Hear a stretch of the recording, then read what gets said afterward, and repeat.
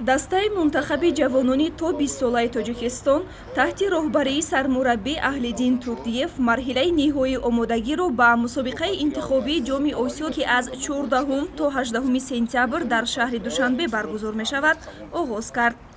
Ба ҳайат 25 бозигар, 3 дарвозабон, 8 ҳимоятгар, 11 нимҳимоятгар ва 3 ҳамлагар шомиланд. дар дархости ниҳоии дастаи ҷавонони мо барои ширкат дар марҳилаи интихобӣ 23 бозигар ворид карда мешавад. айни замон на ҳамаи футболбозони даъватшуда ба ҳайат шомил шудаанд. машқҳо дар як рӯз 3 маротиба дар варзишгоҳи марказии ҷумҳуриявии шаҳри Душанбе ба роҳ монда шуданд ва барои баргузории тамринҳо ҳамаи шароитҳо фароҳам оварда шуданд. Мы со 2 числа начали свои сборы, заехали 21 человек на сбор в Тач-Палас, в гостиницу.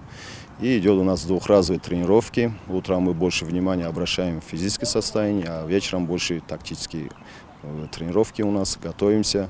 Ну, ребята вроде все здоровы, никаких проблем. Ребята стараются, готовятся.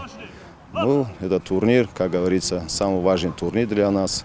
Мы постараемся эту задачу выполнить. То, что мы дома играем, это очень хорошо, как бы дает уже силу ребятам, поэтому ребята тоже готовы показать хороший футбол и, как говорится, выйти на финальную часть чемпионата Азии.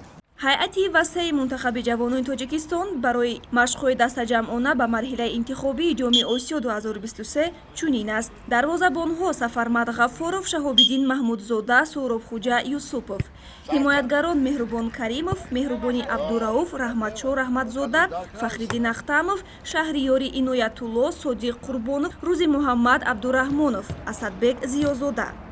нимҳимоятгарон Амадони Камолов, Алиҷони Айнӣ, Хусрав Тоиров, Кабир Салимшоев, Азизбек Ҳаитов, Бежан Нишонбойзода, Абдулло Шарифов, Меҳроб Шарипов, Фатҳулло Олимзода, Ҳамза Аҳтамов, Салам Ашурмамадов. ҳамлагарон Абдулфатто Худойдодзода, Асадбек Ҷурабекзода, Сунатулло Азизов. Я думаю, что мы пока не на все 100% готовы, потому что сейчас идут сборы, вот, трехразовые тренировки, все отлично, все замечательно, пока все устраивает. Ребята пока не собрались в полном составе, но надеюсь, что в ближайшие дни мы соберемся и подготовимся, проработаем тактику, так сказать, и подготовимся к матчам. Хорошо. бояд гуфт ки дар мусобиқаи интихобии ҷоми Осиё 2023 мунтахаби ҷавонони Тоҷикистон дар гурӯҳи А баромад мекунад. рақибони мо тимҳои ҷавонони Сингапур, Лубнон, Камбоҷа мебошанд.